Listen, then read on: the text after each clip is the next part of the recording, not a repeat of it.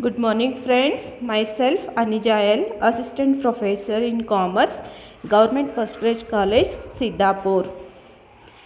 Today, let us continue with the income from HP problems.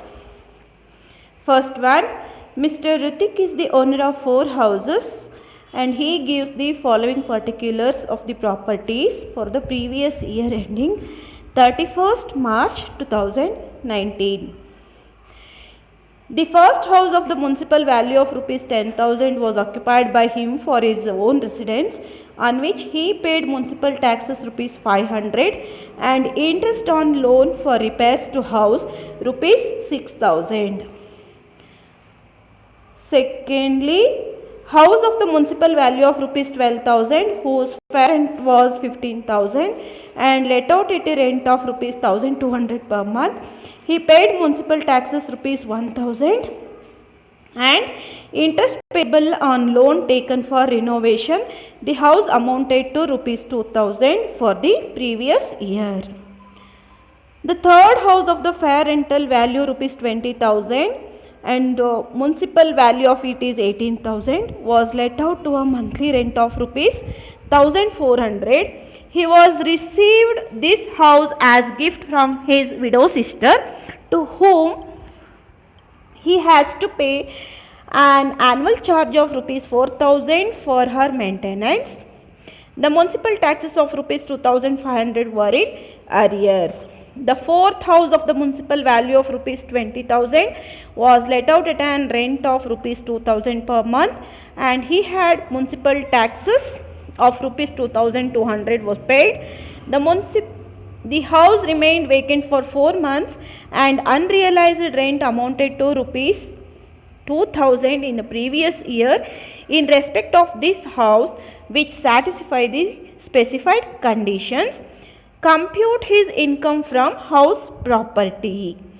ಇಲ್ಲಿ ಋತಿಕ್ ಅವ್ರ ಬಗ್ಗೆ 4 ಮನೆ ಇನ್ಫಾರ್ಮೇಷನ್ ಅವ್ರು ಕೊಟ್ಟಿದ್ದಾರೆ. ಸೊ ನೋಡೋಣ ಬನ್ನಿ ಒಂದೊಂದು ಮನೆದು ಏನು ಆಗುತ್ತೆ ಗ್ರಾಸ್ ಆ್ಯನ್ಯುವಲ್ ವ್ಯಾಲ್ಯೂ ಅಂತೇಳಿ.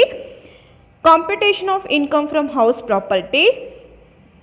First house annual value is nil. Deduction under section 24 standard deduction is not allowed. Interest on loan for repairs, it is a loss for him, so it is 6,000 minus 6,000. So ಮೊದಲನೇ ಮನೆ self occupied property ಇದೆ, ಯಾವುದೂ deductions ಇಲ್ಲ, but interest on loan repairs ಏನಿದೆ ಅದು 6,000 ಖರ್ಚು ಮಾಡಿದ್ದಾರೆ, ಅದು ಮೈನಸ್ 6,000 ಮಾಡ್ತಾ ಇದ್ದೀವಿ. ಸೆಕೆಂಡ್ ಹೌಸ್ ಮುನ್ಸಿಪಲ್ ವ್ಯಾಲ್ಯೂ 12,000 ಇದೆ, ಫೇರ್ ರೆಂಟಲ್ ವ್ಯಾಲ್ಯೂ 15,000 ಇದೆ. ಯಾವ್ದು ಜಾಸ್ತಿ ಇದೆಯೋ ಅದನ್ನು ನಾವು ತೊಗೊಳ್ತೀವಿ, ಅಂದರೆ 15,000 ವಿ ಕನ್ಸಿಡರ್ ಹಿಯರ್. ಇದರಲ್ಲಿ ಮುನ್ಸಿಪಲ್ ಟ್ಯಾಕ್ಸ್ 1,000 ಲೆಸ್ ಮಾಡ್ತಾ ಇದ್ದೀವಿ, ಜೊತೆಗೆ ನೆಟ್ ಆ್ಯನ್ಯುವಲ್ ವ್ಯಾಲ್ಯೂ ಬಂದ್ಬಿಟ್ಟು ನಮಗೆ 14,000 ಸಿಗ್ತಾ ಇದೆ. So gross annual value 15,000. So deductions ಏನೇನು ಬರುತ್ತೆ ಇದರಲ್ಲಿ ಅಂತಂದರೆ, ಸ್ಟ್ಯಾಂಡರ್ಡ್ ಡಿಡಕ್ಷನ್ 30% ಆನ್ NAV ಇದೆ. ಸೊ 14,000 ಮೇಲೆ 13% ಅಂತ ಅಂದರೆ 4,200 ರೂಪೀಸ್ ನಮಗೆ ಸಿಗ್ತಾ ಇದೆ. ಲೋನ್ ಇಂಟ್ರೆಸ್ಟ್ 2,000 ರೂಪೀಸ್ ಪೇ ಮಾಡ್ತಿದ್ದಾರೆ. ಸೊ ಅಲ್ಲಿಗೆ ಇನ್ಕಮ್ ಫ್ರಮ್ ಸೆಕೆಂಡ್ ಹೌಸ್ ನಮಗೆ 7,800 ರೂಪೀಸ್ ಸಿಗ್ತಾ ಇದೆ. So third house municipal value 18,000, fair rental value 20,000. ಯಾವ್ದು ಜಾಸ್ತಿ ಇದೆಯೋ ಅದು ಗ್ರಾಸ್ ಆ್ಯನ್ಯುವಲ್ ವ್ಯಾಲ್ಯೂ ಆಗುತ್ತೆ. ನಂತರ ಮುನ್ಸಿಪಲ್ ಟ್ಯಾಕ್ಸ್ ಡ್ಯೂ ಏನಿದೆ ಅದನ್ನು ನಾವು ಕಳೀತಾ ಇಲ್ಲ, ಯಾಕೆಂದರೆ ಅದು ಅರಿಯರ್ಸ್ ಹಾಗೆ ಉಳ್ಕೊಂಡಿದೆ. ನೆಟ್ ಆ್ಯನ್ಯುವಲ್ ವ್ಯಾಲ್ಯೂ 20,000 ಬರ್ತಾ ಇದೆ. ಸೊ ಸೆಕ್ಷನ್ 24 ಪ್ರಕಾರ ಸ್ಟ್ಯಾಂಡರ್ಡ್ ಡಿಡಕ್ಷನ್ 30%, 20,000 ಮೇಲೆ ತೆಗೆದ್ರೆ 6,000 ತೆಗೆದು ಹಾಕ್ತೀವಿ. So income from third house ನಮಗೆ 14,000 ಆಗ್ತಾ ಇದೆ. ಸೊ ಫೋರ್ತ್ ಹೌಸ್ ಪರ್ಟಿಕ್ಯುಲರ್ಸ್ ಏನು ಹೇಳುತ್ತೆ ಅಂದರೆ, ಮುನ್ಸಿಪಲ್ ವ್ಯಾಲ್ಯೂ 20,000 ಇದೆ, ಆ್ಯನ್ಯುವಲ್ ರೆಂಟ್ 2,000 ಪರ್ ಮಂತ್ ಇರೋದ್ರಿಂದ 12,000 12 ಮಂತ್ಸಿಗೆ 24,000 ರೂಪೀಸ್ ಆಗುತ್ತೆ. ಅನ್ರಿಯಲೈಸ್ಡ್ ರೆಂಟ್ 2,000 1 ಮಂತ್ ಇದೆ. ಸೊ ನಮಗೆ ವ್ಯಾಲ್ಯೂ ಬಂದುಬಿಟ್ಟು 22,000 ಸಿಗ್ತಾ ಇದೆ. ಸೊ ಹೈಯರ್ ವ್ಯಾಲ್ಯೂ ಕಂಪೇರ್ ಮಾಡಿದಾಗ 22,000 ಆಗುತ್ತೆ. ವೇಕೆನ್ಸಿ ಪೀರಿಯಡ್ 4 ಮಂತ್ಸ್ ಇದೆ. ಸೊ 2,000 ಪರ್ ಮಂತ್ಸ್, ಹಾಗೆ 4 ಮಂತ್ಸ್ಗೆ 8,000 ಡಿಡಕ್ಷನ್ ಮಾಡಿದ್ರೆ ನಮಗೆ ಗ್ರಾಸ್ ಆ್ಯನ್ಯುವಲ್ ವ್ಯಾಲ್ಯೂ 14,000 ಬರ್ತಾ ಇದೆ.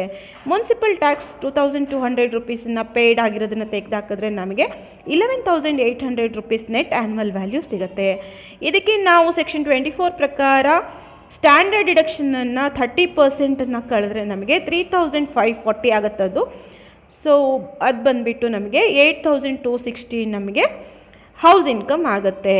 ಸೊ ಒಟ್ಟು ನಮಗೆ ಸಿಗ್ತಾ ಇರೋ ಈ ಇನ್ಕಮ್ ಎಷ್ಟು ಅಂತಂದರೆ -6000, 7800 ಪ್ಲಸ್ 14000 ಪ್ಲಸ್ 8260, ಒಟ್ಟು 24060 ರೂಪೀಸ್ ನಮಗೆ ಟೋಟಲ್ ಇನ್ಕಮ್ ಫ್ರಮ್ HP ಸಿಗ್ತಾ ಇದೆ. Mr. Manjunath is the owner of house property in Mangalore. This house has been let out for 1 lakh per annum. Municipal tax payable by owner amounts to 10,000, but agreement between the owner and the tenants is made. The tenants have to pay tax directly to the municipal corporation. However, according to agreement, Mr. Manjunath has incurred the following expenses. Water charges 1800, lift maintenance 2800, gardener's salary 2400, lighting of stairs 3000, and deductions was claimed by Manjunath is repairs 35000, collection charges 2500, land revenue 1000, and during the year he has realized the unrealized rent of rupees 4000, which was allowed at the deduction in the year 2014-15. Compute his income from property. So ಇಲ್ಲಿ ನೋಡಿ, gross rent receivable 1 lakh ಇದೆ. Amenities ಏನೇನು provide ಮಾಡಿದ್ದಾರೆ ಟೆನೆಂಟ್ಸ್ಗೆ ಅದಷ್ಟನ್ನು ನಾವು deduction claim ಮಾಡ್ತಾ ಇದ್ದೀವಿ. Water charge, lift maintenance, gardener salary and ಲೈಟಿಂಗನ್ನು. ಸೊ ನಮಗೆ ಗ್ರಾಸ್ ಆ್ಯನ್ವಲ್ ಬಂದುಬಿಟ್ಟು 90,000 ಸಿಗ್ತಾ ಇದೆ. ಇದರಲ್ಲಿ ಮುನ್ಸಿಪಲ್ ಟ್ಯಾಕ್ಸ್ ಏನು ಕಟ್ಟಿಲ್ಲ ಇವರು ಓನರು, ಟೆನೆಂಟ್ ಕಟ್ಟಿರೋದ್ರಿಂದ ನಾವಿಲ್ಲಿ ಲೆಸ್ ಮಾಡೋಕ್ಕಾಗ್ತಾ ಇಲ್ಲ. ಸೊ ನೆಟ್ ಆ್ಯನ್ವಲ್ ಬಂದುಬಿಟ್ಟು 90,000 ಹಾಗೆ ಉಳ್ಕೊಳ್ಳುತ್ತೆ. ಇದಕ್ಕೆ ನಾವು ಸ್ಟ್ಯಾಂಡರ್ಡ್ ಡಿಡಕ್ಷನ್ 24 ಪ್ರಕಾರ 30% ಆನ್ 90,000 ತೆಗೆದು ಹಾಕಿದ್ರೆ 63,000 ರೂಪೀಸ್ ನಮಗೆ ಸಿಗ್ತಾ ಇದೆ. ಇದಕ್ಕೆ 2014-15ನಲ್ಲಿ ಅನ್ರಿಯಲೈಸ್ಡ್ ರೆಂಟ್ ಏನಿತ್ತು ಅದು ಸಿಗ್ತಾ ಇದೆ 4000 ರೂಪೀಸ್. ಅದರ ಮೇಲೆ 30% ನಾವು ಸ್ಟ್ಯಾಂಡರ್ಡ್ ಡಿಡಕ್ಷನ್ಸನ್ನು ಕಳೆದು ಹಾಕಿದ್ರೆ 2800 ರೂಪೀಸ್ ಇನ್ಕಮ್ ಜನರೇಟ್ ಆಗುತ್ತೆ. ಅಲ್ಲಿಗೆ ಇನ್ಕಮ್ ಫ್ರಮ್ ಹೌಸ್ ಪ್ರಾಪರ್ಟಿ ಬಂದುಬಿಟ್ಟು 65,800 ರೂಪೀಸ್ ಆಗುತ್ತೆ. So next one, Mr. Sohan is the member of Mahalakshmi Cooperative Housing Society. Society allowed one house to him for 1/4/2018 under housing scheme. On the same day, he occupied the house for his residence. Its municipal value is rupees 80,000. He paid municipal tax rupees 6,000, fire insurance 1,000, and interest to the society 1,20,000 for the previous year. 1/4/2018, Mr. Sohan subletted a monthly rent of rupees 5,000. The house in which he was staying as a tenant rent rupees 2,000 per month. He paid municipal tax 6,000 and incurred repairs charges 10,000. So compute his income from property. So competition ಅವರು sublet ಮಾಡಿರೋದ್ರಿಂದ ನಾವು ಅದನ್ನು fully let out ಅಂತಲೇ treatment ಕೊಟ್ಟು problem solve ಮಾಡ್ತಾ ಇದ್ದೀವಿ. Self occupied property ಏನಿದೆ ಅದು ನಿಲ್ಲಾಗುತ್ತೆ. ಇಂಟ್ರೆಸ್ಟ್ ಏನು ಕೊಟ್ಟಿದ್ದಾರೆ ಸೊಸೈಟಿಗೆ, that is loss of house property ಆಗುತ್ತದು 1,20,000 rupees. So other source income ಅಂತೇಳಿ ಕನ್ಸಿಡ್ರೇಷನ್ ಮಾಡ್ತೀವಿ ಸಬ್ಲೆಟ್ ಆಗಿರೋದ್ರಿಂದ ಅದು. ಸೊ 5,000 ಮಲ್ಟಿಪ್ಲೈಡ್ ಬೈ 12 ಮಂತ್ಸ್ಗೆ ನಾವು ಕನ್ಸಿಡ್ರೇಷನ್ ಮಾಡ್ತಾ ಇದ್ದೀವಿ. 60,000 ರೂಪೀಸ್ ಆಯಿತು. So rent 60,000, municipal tax 24,000, repairs to house 6,000. So income from subletting house is 20,000. Income from business ಏನು ಕೊಟ್ಟಿದ್ದಾರೆ ಅದು ಬಿಸ್ನೆಸ್ ಇನ್ಕಮಲ್ಲಿ ಕಂಪ್ಯೂಟ್ ಮಾಡ್ತೀವಿ. ಇಲ್ಲಿ ಗ್ರಾಸ್ ಟೋಟಲ್ ಇನ್ಕಮ್ ಆಗಿರೋದ್ರಿಂದ ನಾವು ಬಿಸ್ನೆಸ್ ಇನ್ಕಮನ್ನು ಕೂಡ ಸೇರಿಸ್ಕೊಳ್ತಾ ಇದ್ದೀವಿ 2 lakh ರೂಪೀಸ್ ಡೈರೆಕ್ಟ್ಲಿ. ಸೊ ಅಲ್ಲಿಗೆ ಗ್ರಾಸ್ ಟೋಟಲ್ ಇನ್ಕಮ್ ಬಂದುಬಿಟ್ಟು ಇವ್ರದ್ದು -1,20,000 plus 20,000 and plus 2 lakh. So ಒಟ್ಟು ನಮಗೆ 1 lakh ಸಿಗ್ತಾ ಇದೆ.